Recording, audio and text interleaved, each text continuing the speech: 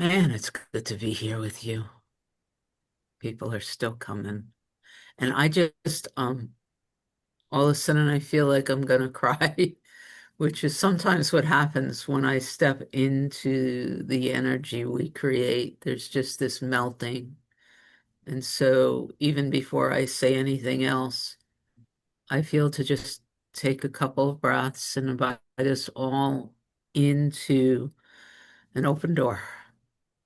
Just soften, open, and be here. Yeah. Yeah. So this is an open door. Sandra is joining. Sandra's back from the Bahamas. Welcome home, Sandra. Um,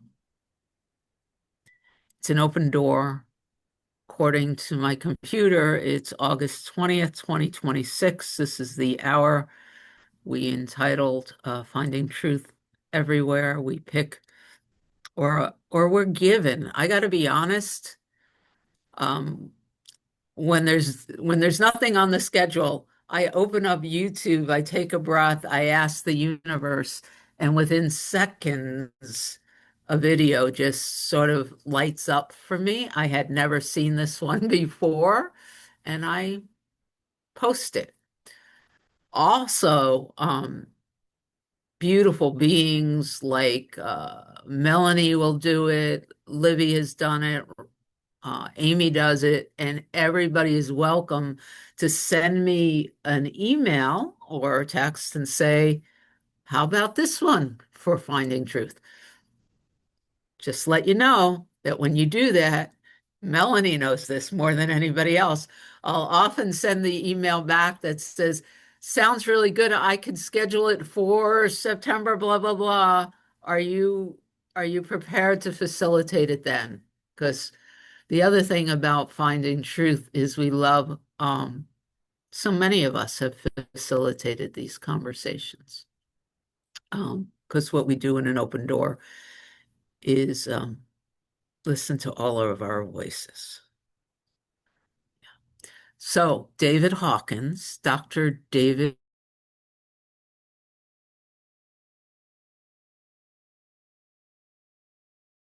of this video, I wrote, "Why not have fun?" which was which was very cool. I ended up listening to this 3 times, which is some of like next week's video is 2 hours. So let's begin listening early and slowly. I tend to only listen to 2 hour videos once, but this one was 25 minutes. I listened to it in the couple times in the car, and then I sat down with my notepad. And every time I listened to it, it became richer, and I heard new things. And his laughter is contagious. So there's that too. So it's one of the first things I wanted to say. There's nothing wrong with slowing down and sinking into the vibration of these teachings. And the other thing I want to say before I play Eric Clapton, Livy's here, right? Is she here somewhere? There she is. Somehow, whenever I pull these songs up, I always, Livy's gonna like this one. We're gonna play a little Eric Clapton. It feels like a perfect song. For Dr. Hawkins pointing to the importance of living on faith, right? He said, where you are right now, you're not going to know the truth necessarily, but at some point it becomes valuable to sink into and rest in the faith of those that have had these experiences and come back and tell us about them, right? Um, in any case, what the exchange I had with Melanie was really this understanding that at this point, we're not sharing new concepts. We might talk about a movie we really like or a new voice, but even the guides have recently said what we're sharing now, we've been sharing for longer than you've had language. Truth isn't new. And the more we talk about it and the more we let go of the complexities of what's not true, the simpler truth becomes. And there's a part of the mind that says we have nothing left to talk about. Like the egoic need for the next best thing or a new practice or a new process or something interesting to talk about overshadows this understanding that the truth is really simple. And really what we're doing is marinating in it as we allow everything that's not true to be transformed. So finding truth everywhere is not about looking for something new. It's about feeling into the vibration and hearing the same basic truths with different voices and different traditions and different languages. And that helps us create this container that allows for the undoing of that which no longer serves us, right? It becomes almost, I listen to a voice in my head that will tell me I got a problem to solve and I have to do it on my own or something. I'm just making that up. And I'll sit there and I'll start laughing because I can no longer accept that I'm alone. I have way too much evidence that the truth is true. So even when the human is having an experience that feels hard, it can't overshadow the recognition that we are perfectly loved and cared for. And knowing that transforms everything. I'm just realizing there's 21 of us here. All right, I have a song. It's Eric Clapton. And I found one with the lyrics, so we could just a black screen and the lyrics. And let's do Eric Clapton for a few minutes. Here we go. It's called Running on Faith.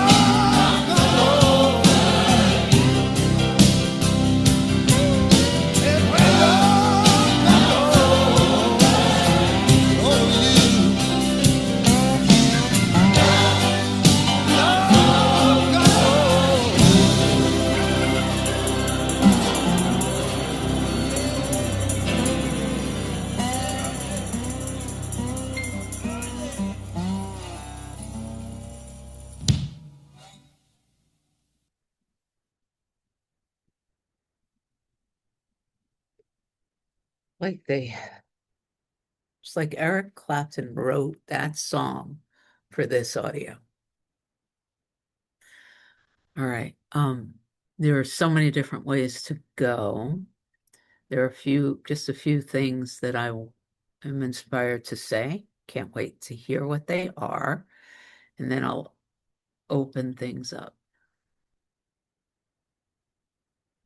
Just having a real physical, emotional, energetic reaction right now to this space. I just feel immersed in something that just feels like it's taking my breath away. And I'm feeling this motor in my heart. So thank you so much for being here. All right. So here's the question that Dr. Hawkins asked. He said, why does the mind think it all?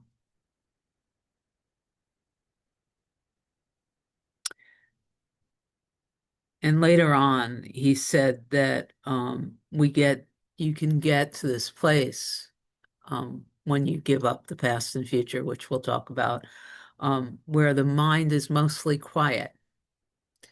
And then the spirit can use the mind. You know, it's like when spirit needs to communicate something specifically into the world, it can open the mind and say, take your vitamins. Or, you know, he was definitely in a mood. Or you can say, he could use your wife's mind to remind you to eat. And then it closes again. And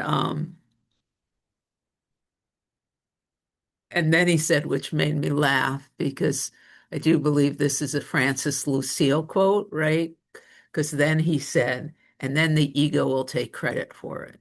So you could get to this place where the mind is mostly silent, and then the body has a need, and spirit will, this is his verbiage, the words don't matter, will open the mind, and you'll hear, take your vitamins. And then the ego, the I separate mind, will say, you needed me, or you wouldn't have taken your vitamins. I've heard Byron Katie talk about it. She's like, you will discover when the mind slows down and you're no longer attached to being attached to that thinking voice. If the body needs to brush its teeth, it will brush its teeth. You don't need the I separate mind to take care of the body. So why does the mind have this ruminating thinking going on, right? And if you pay attention, because he did also ask this question, he said, do you ever think about the present?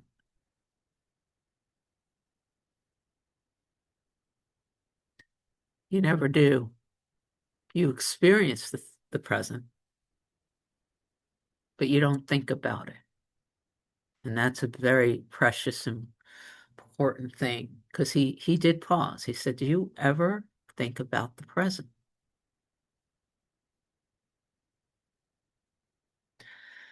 So the mind ruminates and thinks either about the past or about the future. He said, I got chills running up and down my body. So I know this is something very beautiful is happening here in this teaching with you. Said a couple things about the past. He said a lot of things about the past in a number of different ways, but this is where he really brought up Bill W., and I really enjoyed it, right? He said, Bill W., light and being, said, all you have to do with the past, ultimately, is to have a decent regret. And with this decent regret, in the moment you have a decent regret, God forgives it. That's it. And then story's over. Book is closed. Story is over. Book is closed. He also said, I believe this is Bill W. too. There's a lot of people here who know a lot about Bill W. He said, every human being errs in significant ways. The mistakes of your past do not make you special. It's part of having the human experience, period.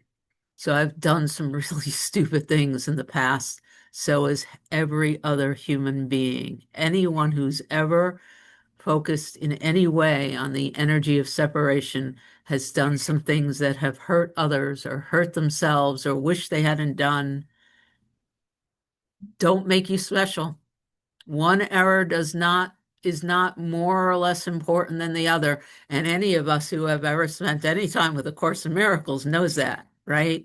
There's no degree in this work. Separation in and of itself is an error. And the teaching then says, yep, decent regret. I surrender it to God. Story is over. The only other part of this relative to sins of our father, or sins of the past, he stated quite clearly, and lots of our teachers say the same thing, there's only one sin, and that's ignorance. And anyone who lives in separation is also ignorant. The definition of ignorance is not knowing yourself. Like, that's it. I don't know who and what I am, therefore I am ignorant, which is the only sin that doesn't make you guilty. So that's the past. Pretty much it, right? It's a deepening and an acceptance and a practice, right? But ultimately, that's it. And when we can meet the ruminating mind that wishes it, and Dr. Hawkins has gotten really funny about the things we ruminate on, right? But if we can look at the past regrets from this standpoint, it just shuts up because the mind has nothing to say in the present. We look at it. Do I have a decent regret? In the moment of that, he said, you go up to God, dear Lord, I was part of what just killed 1 million people. And God says to you, are you sorry? Yes, sir. I have a decent regret. You are forgiven. The book is closed. The story is over. Um, I do not have a regret. I'm still holding. I'm not done. Well, then you get to go and play in separation some more. That's it. Like, it's just going to happen. So that's the past. The other thing the mind thinks about, ruminates on, is the future. And I have discovered in my own experience, and if you pay attention, you will discover it too. Every last thing this mind says about the future is never true. It never has anything to do with what actually happens.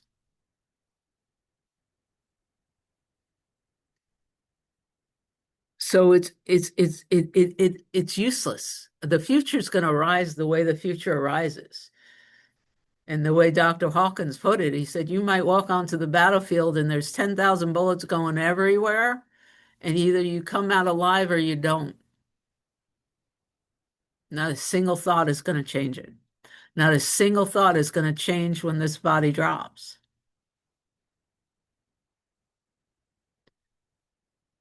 So our thinking about the future has no use other than keeping the mind alive. And ruminating on the past has no real value. And we let go of the past with a decent regret. We let go of the future by surrendering it to the divine. And he defined God, which is phenomenal. I don't know if you caught this. It was only one sentence. He called God an electromagnetic field. He said, God does not have any judgments. God, you can't hurt God. You can't beg for God. God is it's a process, I think he called it. And then he said you could look at it as a field. It's an electromagnetic field. That's the way he called it. That's what he called it. And he said, so what do you do with the present?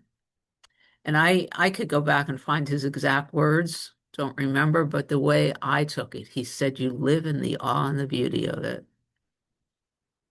That's it. You choose to know that this moment is miraculous just because it's occurring.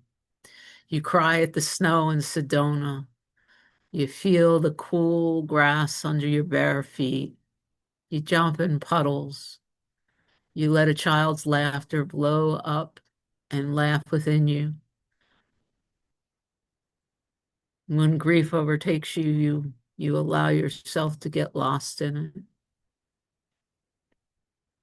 You live in the beauty and the joy and the awe of the present. Rest in awe and joy of being. And so those are the things I am inspired to say. I got pages of notes. Feels like Cindy will have something to say about almost anything. And so I can't wait to hear how this 25-minute experience landed with you. Livy. Cindy. Livy. Good morning, everybody. Yeah, Bill W. Mhm. And what it brought up to me is in the promises of Alcoholics Anonymous, it says, we will not regret the past nor wish to shut the door on it. And what that looked like when that first sunk in, we don't get wrapped up in the remorse and the morbid reflection and all of that. We just choose to not see how it can help somebody else. And when I really got a deep, deep understanding of that was, I had a pretty tumultuous relationship with my mother. And a few, maybe 3 or so years before she passed, I could start sensing a change in her. And she was the denial and the ego that she had, and this is my taking her inventory, but that she had lived in so long, she wasn't able to live in anymore. And it was starting to come up, and she was, as in human words, was on the verge of a nervous breakdown. And I was the only one in the family who had pretty much, I remember one of my sponsors said, it sounds to me like you had a nervous breakdown. And that, of my having that experience, is what motivated my mother to start calling me. She would always in the past call my other sisters. But when she really started getting to a point where she couldn't live in the way she was living in the denial anymore, I was the one that she started calling. And, she would say things like, I just want to scream. And I said, well, just pick up a pillow and scream. And it really wasn't until I got into Alcoholics Anonymous that I understood how my experience could help somebody else. And we are here to be of service to each other and to share the love that we are and spread that around as much as we can, I believe. And so that was the first inkling that I don't have to live in shame about the past.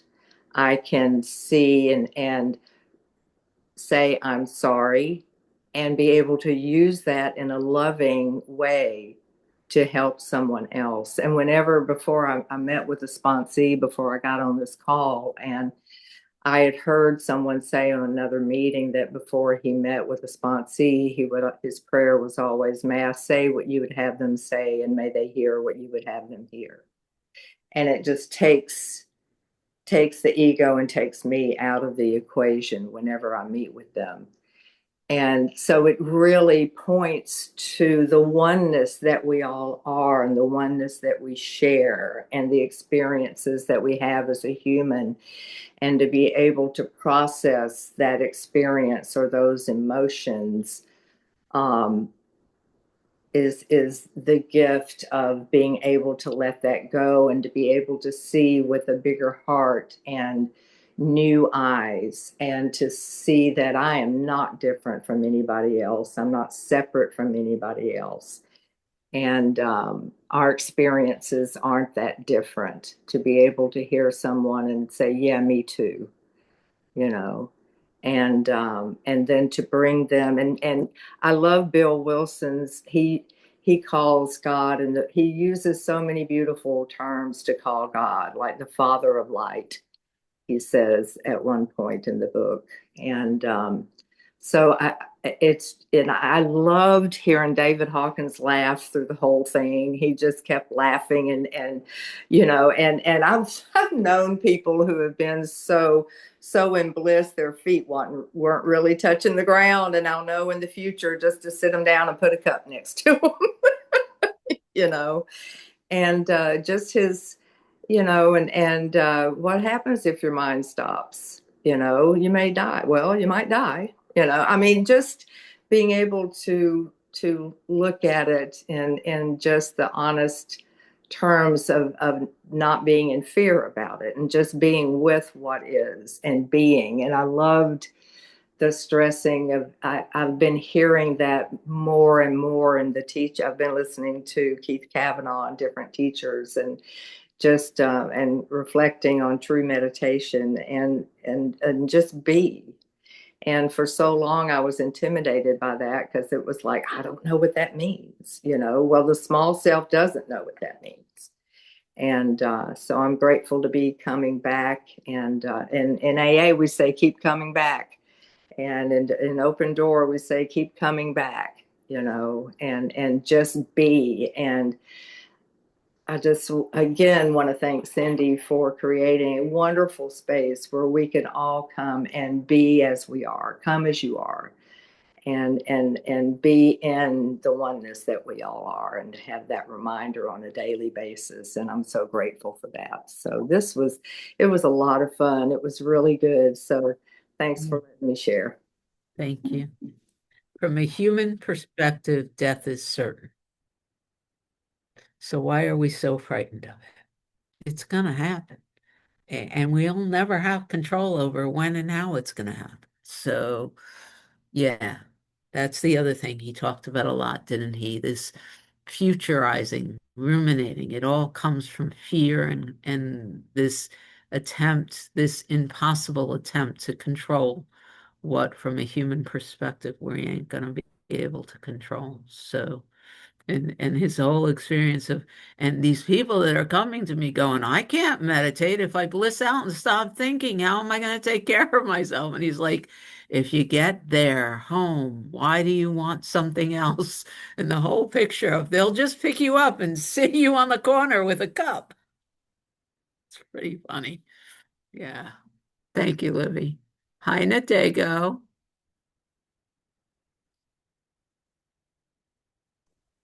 Hi everyone. I love so much being here. It's just, to me, it's just the best thing ever. It's everything I want. Honestly, that's how I feel. Um, and I just wrote down some of the things that you said. I didn't write down all of it. I actually wanted to write down all of it. It was just so, to me, it was so amazing. And it's amazing too. Sometimes I forget, but but God always shows me and loves me. Always, always. And I know that. And we all know it. Even if we forget it, even if we are never aware of it our whole life, that's okay. I've learned that that's perfect, because we're all so loved. We're so loved by God. And um, yeah, and like you said, it's always here, and it's always stretching out its arm around us. Always, always, always. And that's all, that's what we are. That's all we are, always.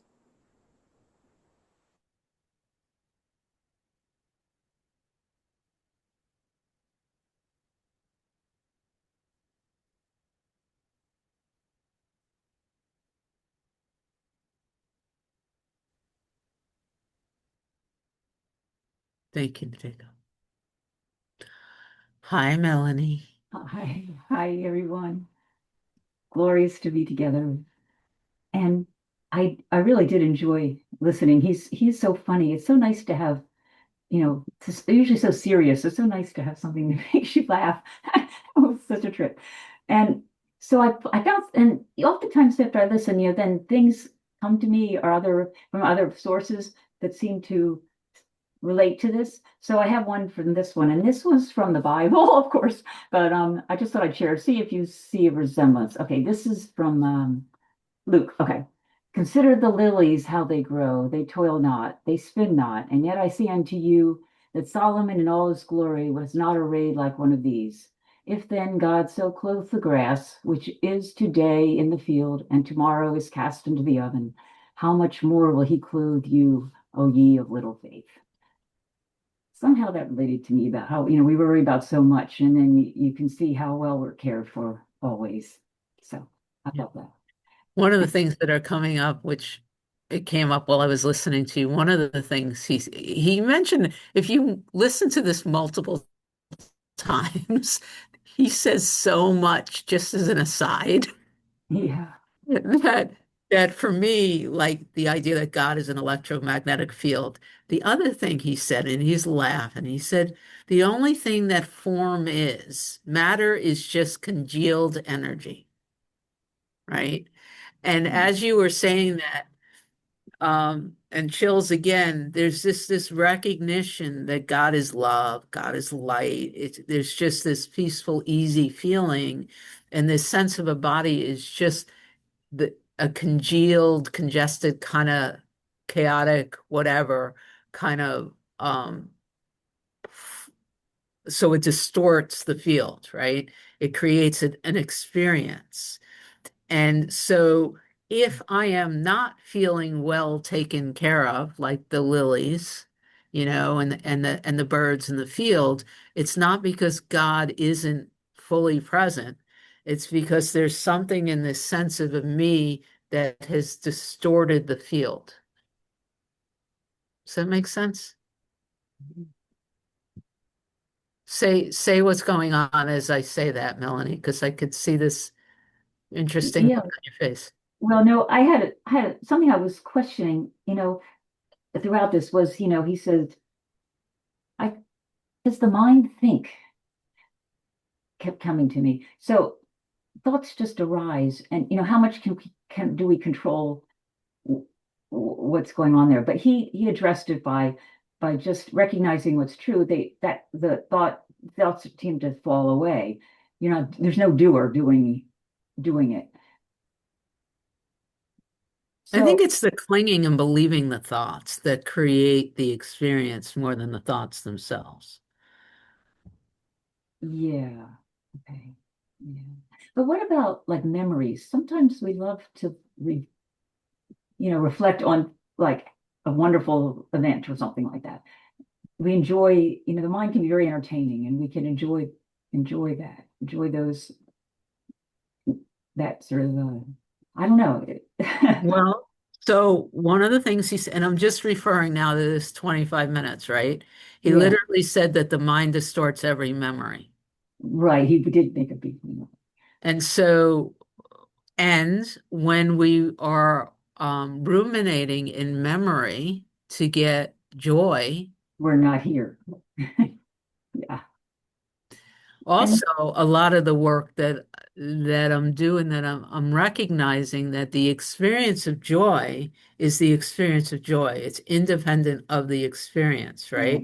oh, And that's so great. we should be able to have that whenever, but when we have an experience of joy that we attach to the past, we're actually also feeding the belief that this moment now is not okay. That's great. Yeah. Very good, Cindy. Thank you. But and one other thing though, I had a laugh though when you said about about the past, is let it go totally. Now I just thought of like, well, what about the Epstein files? Maybe What about, maybe they come back and haunt you. I don't know. Maybe the past can come well, back and haunt you. I don't know. But no. that's a longer conversation, but it's very, very interesting because if the past is an illusion, the past is an illusion, Right? period. Yeah. And the Epstein files, to me, they cover fear. Like all the Epstein, this is a metaphysical statement. That's a longer conversation, but I'm going to say it anyway. Whether it's the Epstein files or anything else, what the way I see it now, it's literally this energy ball of fear that the egoic I separate mind has covered in a story so that the real root of the fear isn't seen, and we have a way of continually feeding the belief in separation and fear. That's perfect. Yeah. Yeah, because he did talk about, you've been involved with millions of people dying. It's that same, just different levels of the same fear coming out. Yeah. Yeah, Oh, yeah, thanks. yeah. Yeah. Very cool. You're so good at Hey, clarifying things. Thank you. oh, thank you. Well, and part of what is very useful for me is how we listen to Joel Goldsmith every week. And so Mm. Joel Goldsmith is literally speaking the same things that we're speaking now, only in his world, the stories are about Mussolini and Hitler and polio and the Yeah. Cold War, right? But the actual energy of it is identical to things that are happening now. Mm. So right now it's just a different story covering the same belief that I'm not safe. That's it. Yeah, thank you. Hey, Julie. Oh, I can never look. Okay, there I am. Hello, everyone. Grateful to be here. I just want to say a few things. Loved everyone's shares and ditto, ditto, ditto. I loved his humor. I was not ready for that. I listened to him this morning, and I was sitting out here with my coffee, and I said, okay, I'm going to be in that mode. And then all the laughter, I was like, whoa, this guy's cool, And he just, I don't know, it was just very uplifting. Um, and then of course I love, the referral to Bill W. And I even had to rethink that, like, well, yeah, just a decent regret, let it go. Even um, uh, I made up my son's girlfriend's daughter's birthday was yesterday, 9 years old, and I made a little collage for her when they came to visit at the children's farm with her and the animals. And I gave that to her as a gift last night. And I had to select the photos, and one of the photos I didn't select was with one with her and my husband with a horse. I had another horse picture, and Dean right away, oh, I'm not in this collage. And then I felt bad because he wasn't in the. Oh man, maybe I should have put that on. And I was ruminating about it even to that smart thing. Well, maybe I should add that or something. And then when I was listening to Hawkins, I was like, let it go, let it go. It's over. It's over. She enjoyed it. Doesn't matter. So I thank him for that. I love what he said about those people that write those books about how the world's going to end. It's 5082 and you buy these books. Why do you buy them? You're going to be gone anyway. And I just cracked up at that. I was like, it is so true. And then he's like, I would think if I wrote a book like that and it didn't come true, why would anybody buy my other book? So it was just so many things that I just really appreciated, the humor. And yeah, I need to listen to it again, like you said, Cindy, because definitely I'm sure there's little things that you can pick. Well, you always pick up more when you listen to them again and again, just because different frame of mind. The one thing that I really zeroed in on too was when he was talking about people that really ruminate in the past and how that, it's just about drama, drama. And well, I thought of my older sister. That is her to the T, and with everything in the past, she focuses on that. And her son, passed away in December 8 years ago. It'll be, and I don't want to take anything away from losing a child. Definitely, it's but she already says, well, when November comes, I'm just in that funk, and that depression, and I'm like, why? It's just like, you don't have to be, but she puts herself there. And I just thought about that, the drama. And I can hear Hawkins saying, snap out of it, just live today. So I just really appreciate it. I do have to be loving and kind to her. And I am a much better loving and kind sister now, thanks to these gatherings, because just now, and she is one of us and a child of God and all that. So it does help, but I zeroed on that. But yeah, just thank you for that. It was just very fun. It was very uplifting and really it was a great way to start my day. So thank you. Thank you. Thank you. So, while I'm waiting for the next hand, there's, when was the last time you had a thought about the present moment? Is it all right if I say these things, Carol? Because I've started in my head and then it's all yours. He said the same thing about who you are, right? He said, don't think about who you are, just be who, you just be who you are. The moment you're thinking, you're in the thinking mind, which is also in God, but it's different. And then the way I wrote it down anyway, he said, don't think about about what you are, just be who you are. Which is the same as be here now. He said, it's not a thinking matter, it's a contemplative matter. And I wrote some of the questions he asked, which they feel good to me. They're a little bit different than the inquiry questions I've used. He said, as you're walking around in your world, who am I to myself anyway? Man, and who am I to the world? And who am I to life? And what is my relationship to life? And it was so interesting because there were some physical sensations that were really uncomfortable in my body, and I was sitting with these questions and moving into my morning diet. And the question that really arose was, without any judgment, without knowing the answer, was just, what is my relationship? It was funny because I heard Melanie and Amy in my mind at that point saying, now who is the I who's asking this? And I was like, me. I don't know who that is. But right away, like the mind started to almost kick me out of the contemplation and into the mind with that question. So I said, no, thank you. It was like, what is my relationship to this physical form? And I didn't let the mind answer it. And I'm still sitting with it and at one point in that contemplation, my knee started. I don't have like Cindy, the story doesn't have knee issues. I walk X number of miles a day. I don't, oh, my hip, I don't, thank you. But I'm sitting in this contemplation and my knee exploded in pain. And then it went away.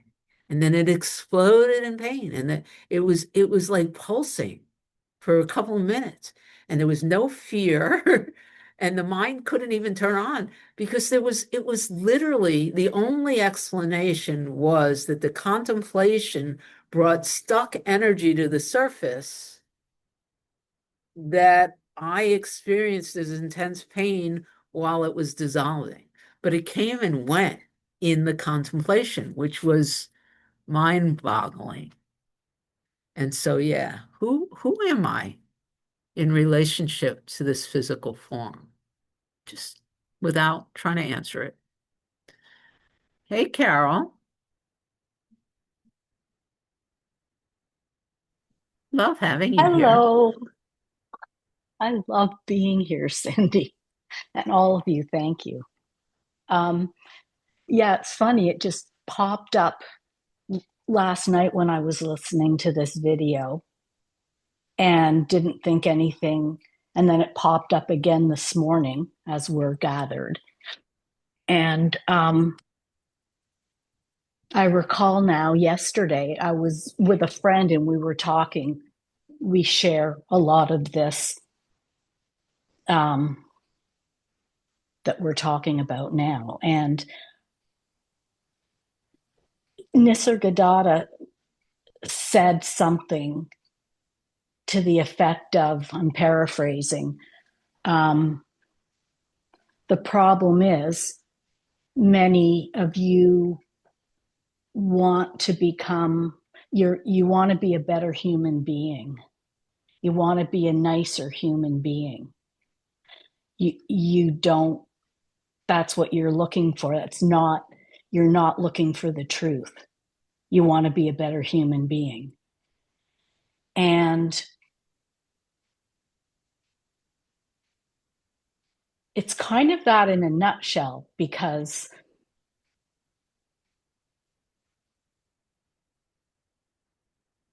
there's definitely the experience of being, and all, I guess it's being a human being.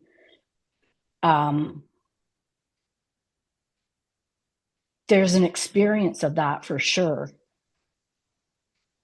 But whatever is happening, there's nothing, I can't take any credit, and I can't take any blame for it.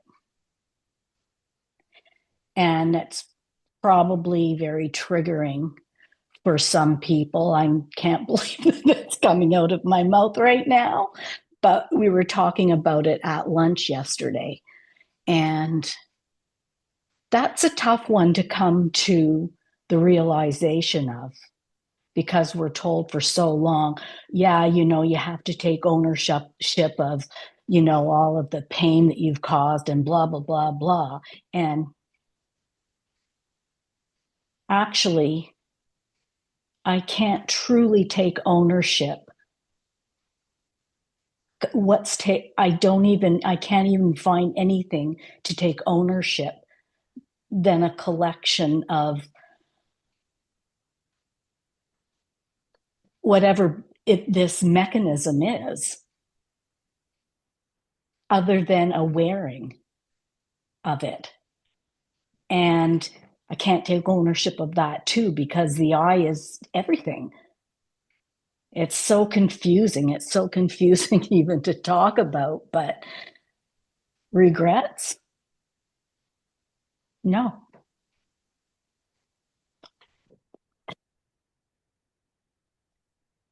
Feeling sad emotions or feeling sadness or grief in experiences that I am witnessing or hear or witnessing everywhere, for sure. But taking ownership of it, no. It's not the same thing anymore. Because what I thought or what seemed to be there, it's just not that way. And so understanding what Nisargadatta said, and many wisdom teachings say it in other ways too, maybe not as bluntly, but are we looking to maintain believing that I have a control, that I'm separate, or am I wiping the slate absolutely clean and openly going in completely, I know nothing, and investigating what is going on? What is this? Anyway, I don't know. That's just what came out today. Anyways, thank you for. You've given me an opening to share one of my all-time favorite Nisargadatta Maharaj quotes / one of my favorite pointings. Memorized it years and years ago. And it goes like this.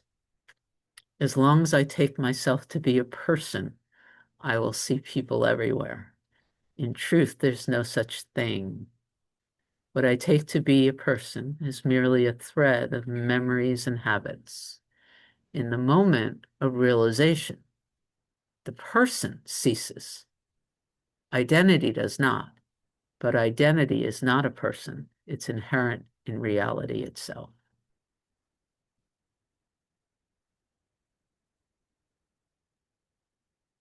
Yeah. Thank you. Hey, Alice. You'll have to unmute, sweetheart, so we could hear you. Yeah, I've done it. Now I've done it. Um, yeah, David Hawkins for me. Uh, I guess I was directed to him. I'm trying to think 25, 30 years ago in a course, and I think maybe it was his first book, but it was a Power versus Force, where his whole body of work um, is initiated, I think, on the transcending the levels of consciousness and what emotions I'm in, what process I'm using, um, and it just was like um, it just makes sense to me. His work makes sense to me, and it sort of took all the pieces of the puzzle that I was rearranging um, about the human experience and relationships and um, what's happening. I just and I had to I was in his I think I was with him in Michael Beck was like what was called Revelations. It was like his annual retreat, and I got to be in a semi small meeting with him, and I just all I could think about was joy. It's like this is what joy is, you know. He's not silly. He's not detached. I don't know. It was just a pure pleasure of life. Like he said, being in the awe, being in the beauty of that of where he was, and it's it's it's precious. It's I don't want to call it. It's not just was I it was it was impactful on me. So I love David Hawkins, and I love his work, and I love his understanding of the psyche and this then that it's and I think when he talks about getting into the upper levels or upper rooms, the first one's courage, just like the book, courage to change. And just like I said, it just always felt like David Hawkins put the puzzle together for me, a big jigsaw puzzle of what the hell is all this. um, um, and definitely a spiritual guide to go um, into the upper rooms and the upper levels of the upper rooms. And like I said, I did not know, I had not read that book about the last door till Cindy mentioned it, and I couldn't sort of run out and get it fast enough. But so he's a gem. He's a gem. He's just for me, he's just one of my real pivotal people that just nothing better than somebody putting the jigsaw puzzle together for you, I mean, but I guess it was just a match of how he arranged his thoughts and his concepts and his truth about um, the lower levels of humanity.